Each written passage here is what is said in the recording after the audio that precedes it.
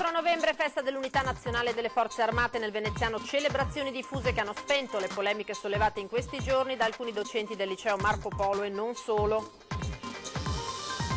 Nessuna goliardata, i ragazzi che hanno dato fuoco ai capelli del clochard a Chioggia erano d'accordo con lui. Il sindaco però commenta: questa è la dimostrazione del disagio giovanile che vivono questi ragazzi. Restano stazionarie le condizioni di Alberto Antonello, il 19enne alla guida, quando si è schiantato a Musile di Piave e nell'incidente ha perso la vita la fidanzata Giulia Zandarin nei funerali della ragazza mercoledì mattina.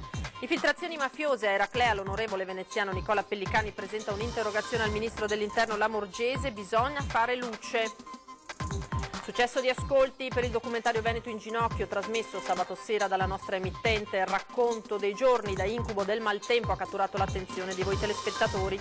Hanno ripescato rifiuti di ogni genere i gondolieri subacquei impegnati la notte scorsa nella pulizia del Canal Grande davanti alla pescheria di Rialto.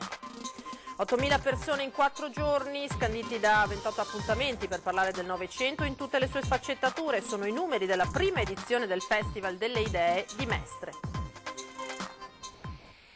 Buonasera, ben ritrovati in diretta con l'edizione veneziana dei telegiornali di Antenna 3. Partiamo dunque dalle celebrazioni per il 4 novembre, festa dell'Unità Nazionale delle Forze Armate nel Veneziano. Ci sono state celebrazioni diffuse che hanno spento le polemiche sollevate in questi giorni da alcuni docenti del liceo Marco Polo, ma non solo da loro. Sentiamo. Per il Marco Polo e Pippurra, il prefetto di Venezia, Vittorio Zappalorto, ha chiuso la cerimonia del 4 novembre in piazza San Marco mettendo una pietra sopra in modo elegante alla polemica scoppiata nei giorni scorsi al liceo Marco Polo, quando alcuni docenti hanno cercato di boicottare la testimonianza di 2 esponenti delle forze armate sul significato della ricorrenza.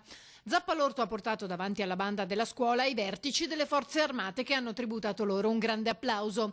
Ai militari si è unito anche l'assessore regionale all'istruzione Donazzan, che qualche giorno fa ai nostri microfoni aveva minacciato di inviare ispettori nella scuola. Il tutto mentre nel frattempo 18 docenti messinesi hanno dato il loro sostegno ai colleghi del Marco Polo. Anche l'assessore comunale alla sicurezza da Mestre è intervenuto sulla questione. Una grandissima mancanza di rispetto di chi ha combattuto nei tempi per renderci oggi liberi, quindi così come previsto anche dalla normativa è un obbligo oltretutto morale al quale si deve rispondere, e sono decisamente indignato dal fatto che si verifichino queste cose, si vada a politicizzare una scuola dove i nostri ragazzi devono imparare tutta la storia e non soltanto quella che più aggrada ad alcuni docenti. Abbiamo presentato come Fratelli d'Italia peraltro un'interrogazione parlamentare al Ministro perché risponda direttamente dell'accaduto. Anche a Portogruaro celebrazioni per il 101esimo anniversario della festa dell'Unità Nazionale, naturalmente, delle Forze Armate.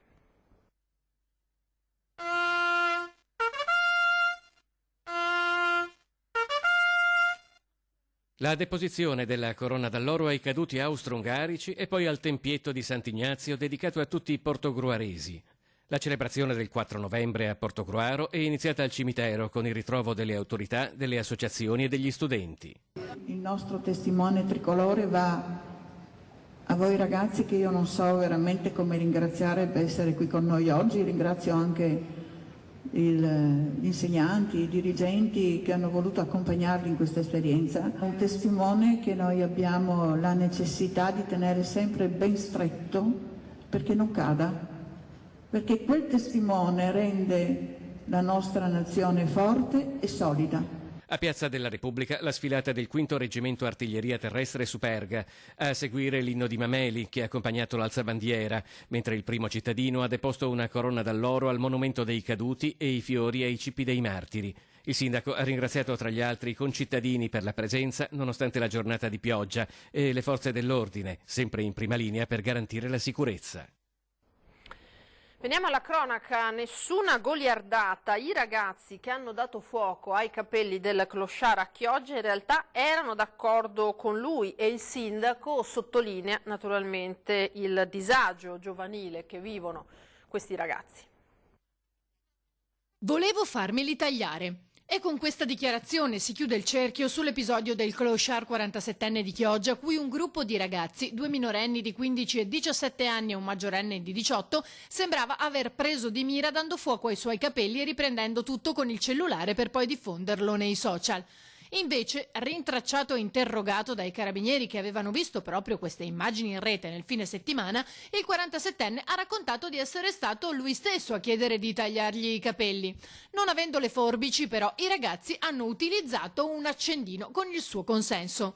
Nel filmato gli investigatori notano che l'uomo in effetti non si lamenta né cerca di difendersi. Stessa versione fornita dai 3 convocati successivamente in caserma. Per il 47enne, tra l'altro, nessun danno da ustione.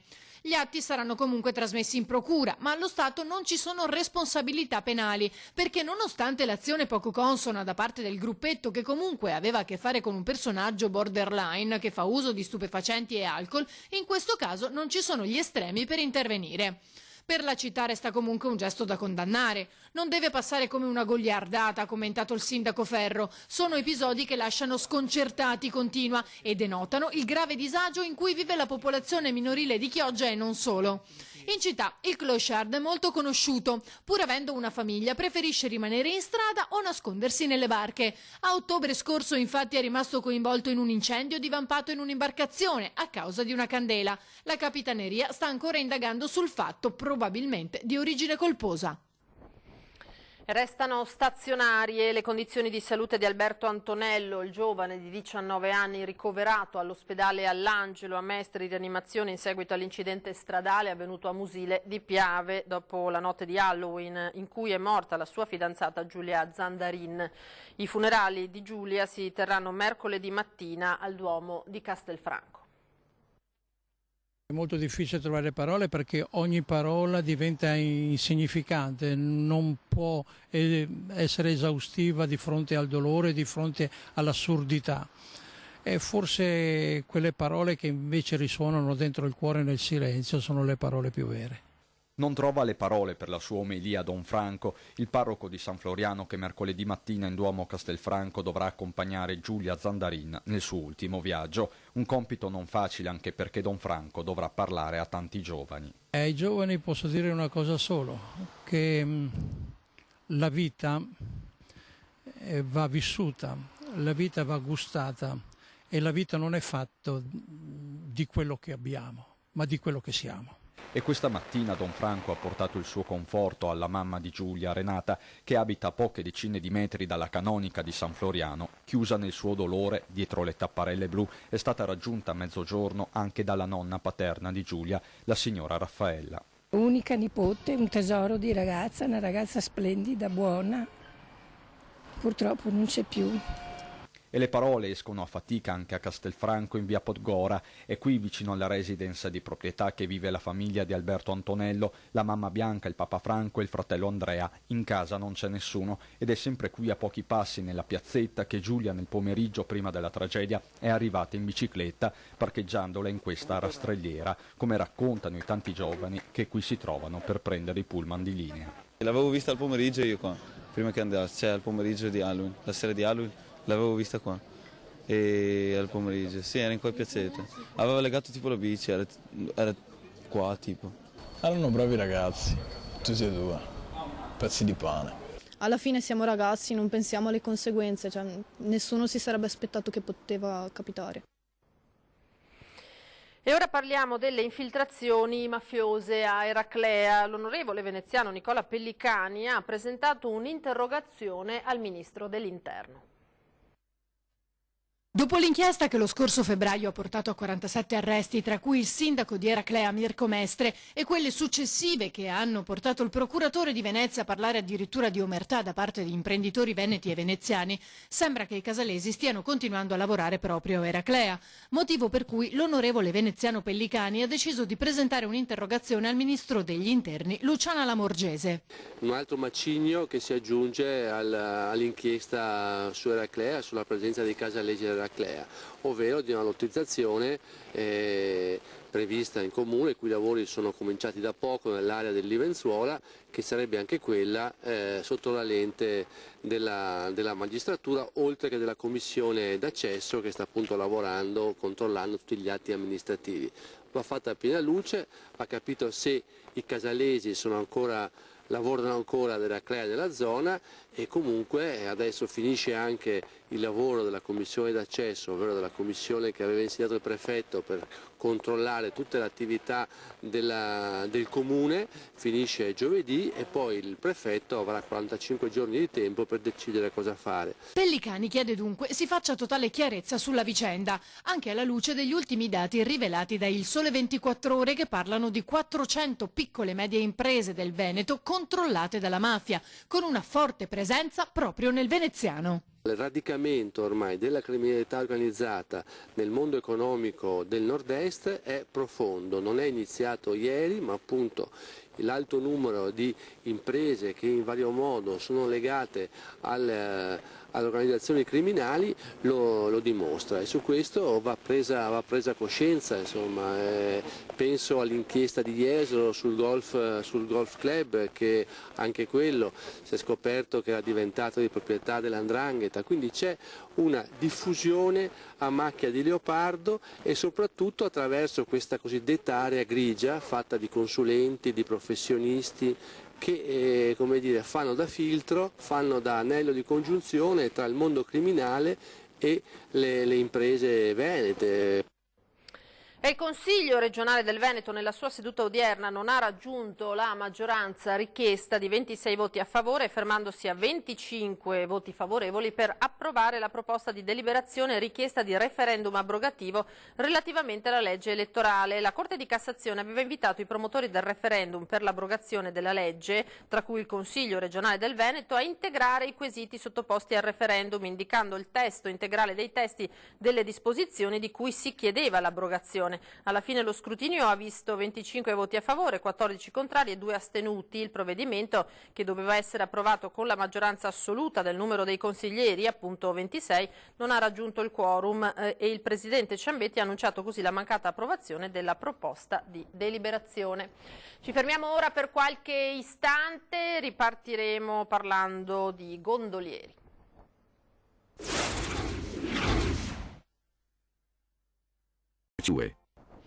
Telegiornale di Antenna 3 Venezia, di nuovo in diretta. Hanno ripescato rifiuti davvero di ogni genere i gondolieri subacquei impegnati la notte scorsa nella pulizia del Canal Grande davanti alla pescheria di Rialto. Dove si possono trovare un aspirapolvere, un lampadario, un carretto usato dai netturbini per la raccolta rifiuti e persino mezzo metro di osso di animale, forse di bue.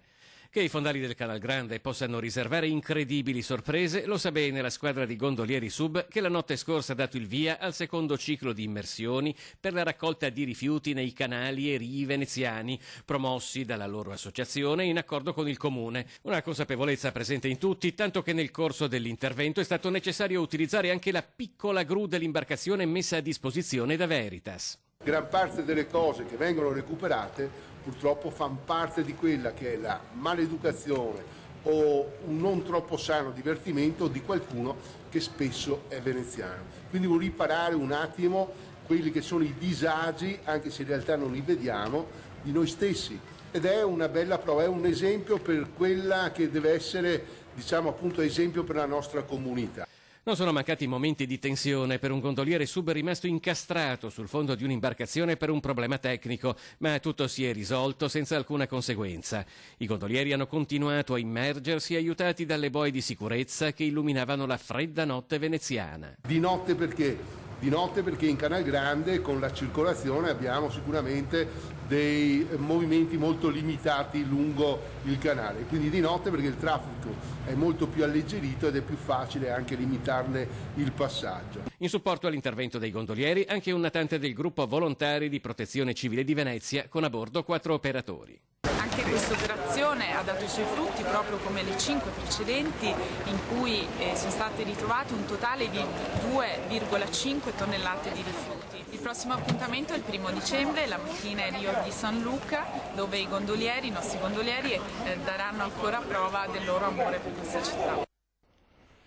Flash mob invece per il verde pubblico in città ieri mattina a Venezia, una manifestazione che ha preso spunto da alcuni abbattimenti. In una plumbea mattinata autunnale, un uomo travestito da scheletro attraversa minaccioso calli e fondamenta di Venezia. La sua destinazione è il piazzale della stazione ferroviaria Santa Lucia. È la messa in scena della morte degli alberi, quella del flash mob nato spontaneamente tra cittadini dopo l'abbattimento di 2 pini ed un faggio accanto alla chiesa degli Scalzi, di cui comunque Grandi Stazioni ha annunciato la sostituzione. Da tempo però l'attenzione di diversi veneziani si era focalizzata su quel cantiere allestito verso la fine d'ottobre ed ora che gli alberi non ci sono più, la preoccupazione è che l'ampio spazio prospiciente l'austera facciata razionalista della stazione ferroviaria non abbia un adeguato ricambio di verde. Se la mattinata non fosse stata così fredda e piovosa, le presenze sarebbero probabilmente state anche maggiori di quelle testimoniate dalle immagini girate da Philippe Apathy, uno dei cittadini intervenuti al flash mob, ma dibattito e preoccupazione non si fermano certo qui. Primo, perché dalla scomparsa del pioppo di San Basilio, che già aveva acceso gli animi, la denuncia durante il flash mob si è allargata ad altri abbattimenti di alberi da Mestre al Lido. Secondo, perché ci si chiede se gli abbattimenti non debbano godere di maggiore condivisione e di più cura nelle nuove piantumazioni, non solo per una questione estetica ma anche di salute. Un recente studio di ricercatori svizzeri ha individuato negli alberi la soluzione più efficace per combattere il riscaldamento globale. Non che problemi del genere si possano risolvere nel comune di Venezia, ma se ognuno desse il suo contributo. Grandi ascolti sabato sera per il documentario Veneto in ginocchio trasmesso dalla nostra emittente e realizzato dalla nostra emittente con il materiale raccolto in quei giorni davvero da incubo del maltempo di un anno fa, che dalla montagna devastata dalla tempesta Vaia fino a Venezia alle prese con un'acqua alta eccezionale aveva tenuto davvero tutti con il fiato sospeso, lasciando devastanti conseguenze. Grazie dunque all'attenzione di voi telespettatori, il documentario è stato visto e seguito con grande attenzione e con grande calore, di questo naturalmente vi ringraziamo. Andiamo avanti, 8.000 persone in 4 giorni, scanditi da 28 appuntamenti per parlare del Novecento in tutte le sue sfaccettature. Sono i numeri della prima edizione del Festival delle Idee di Mestre. Bilancio positivo per la prima edizione del Festival delle Idee di Mestre. Dedicato al Novecento, ha registrato 8.000 presenze in 4 giorni, 28 eventi con ospiti che andavano dal regista Pupi Avati all'astronauta Paolo Nespoli. Un'offerta molto varia che ha avuto circa il 90% di tutto esaurito, con un 40% di prenotazioni nella fascia 18-35 anni, come nel caso di Igor Sibaldi, scrittore, studioso di teologia, filologia, filosofia, impegnato in un tema solo apparentemente ostico come la struttura del tempo e dell'universo tra Einstein e Shiva, mondi paralleli e psicologia. Farsi le domande è un grosso coraggio, richiede un grosso coraggio, perché se una persona si fa una domanda vuol dire che ammette di non sapere ancora, di non aver ancora capito, e noi siamo in un tempo in cui viene apprezzato molto la persona che ha capito tutto, che invece è una grossa fregatura, perché quando uno ha aver capito tutto vuol dire aver finito di divertirsi, di provare un grande piacere, che è il piacere di stare capendo. Su quali domande valga la pena di porsi, soprattutto nell'ambito di ciò che si desidera dalla propria vita, Sibaldi ha sviluppato una sorta di gioco o esercizio mentale. Per conoscersi meglio e andare oltre la propria quotidianità, scrivere 150 desideri. Che si realizzino o non si realizzino non è importante. Innanzitutto scopri delle parti di te che non pensavi di avere e poi vedi intorno un mondo interessantissimo, perché noi siamo abituati a muoverci nel mondo come in un tunnel, vediamo solo quello che conosciamo già. Quando allarghi il tunnel, devi farlo per forza l'allargamento, per arrivare a scoprire più desideri ancora, 150, devi guardarti dappertutto, vedi cose che non avevi mai visto, ma vicino a casa tua, nelle altre persone, in casa tua vedi cose che non avevi mai visto. Questo allargamento fa un bene eccezionale. Vi ricordo questa sera dopo i nostri telegiornali a 20:10 si parlerà proprio di Venezia e del suo futuro. Ospiti Gianangelo Bellati, presidente del Movimento Venezia Autonoma, e Gianfranco Gramola, portavoce del Movimento Una Unica. E invece la politica, di nuovo d'attualità, la politica alle corde questa sera su Ring, in diretta alle 21:15. In studio ci saranno Gianangelo Boff, commissario provinciale della Lega di Treviso, la senatrice Daniela Sbrollini di Italia Viva, Nicola Pellicani, parlamentare del Partito Democratico, e Cristian Ferrari, segretario generale della CGIL del Veneto. È tutto per questa edizione, grazie per averci seguito, io vi lascio alle previsioni del tempo per domani, arrivederci.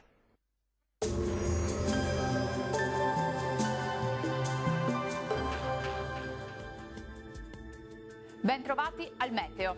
Nuova perturbazione in transito sul nostro territorio, insomma inizia una fase spiccatamente instabile per il Triveneto. Vediamo il dettaglio di martedì 5 novembre. Sul Veneto condizioni di maltempo con piogge e temporali diffusi dappertutto, come vediamo. Attenzione perché le precipitazioni localmente potranno essere anche intense. Temperature minime tra 7 e 13 gradi, valori massimi compresi invece tra 11 e 16 gradi circa. E sarà instabile anche sul Friuli Venezia Giulia, con precipitazioni un po' su tutte le province della nostra regione, anche forti, specie sulle zone montuose. Diamo uno sguardo anche in questo caso alle temperature, le minime saranno comprese tra 12 e 16 gradi, le massime oscilleranno invece tra i 15 e i 19 gradi. Poche novità sul Trentino Alto Adige, infatti sarà anche qui una giornata caratterizzata dalla pioggia, avremo anche locali nevicate oltre i 1500 metri di quota. Temperature minime tra 9 e 10 gradi, massime sui 13 gradi circa. Bene, dal meteo di Antenna 3 per ora è tutto, grazie per l'attenzione e arrivederci.